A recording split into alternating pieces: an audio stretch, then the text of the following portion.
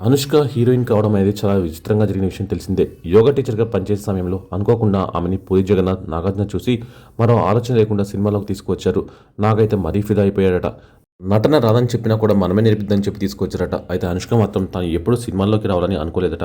కానీ తన యోగా టీచర్ మాత్రం ముందే చెప్పాడట.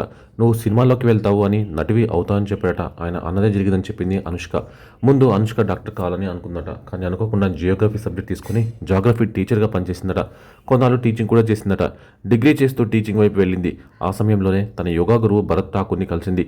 ఆయనతో పరిచయం యోగా వైపు తీసుకెళ్ళిందని చెప్పింది. యోగా క్లాసులకు వెళ్తున్నప్పుడు తనకు కావాల్సింది ఇదే అని, యోగా చేస్తున్నప్పుడు చాలా హ్యాపీగా అనిపించిందని, ఇదే తన లైఫ్ అని ఫిక్స్ అయిందట అనుష్క. అయితే ఇంట్లో ఈ విషయం చెప్పినప్పుడు దెబ్బకి పేరెంట్స్ షాక్ అయ్యారట. నాన్న యోగా వైపు వెళ్ళడం ఏంటని షాక్ అయ్యారట. అమ్మ మాత్రం భయపడిపోయిందట. సన్యాసిగా మారిపోతుందా ఏంటి అని చాలా రోజులు ఆమెలో టెన్షన్ ఏర్పడిందట. అయితే యోగా చేస్తున్న సమయంలో అవకాశాలు రావడం ప్రారంభమైందని తెలిపింది అనుష్క.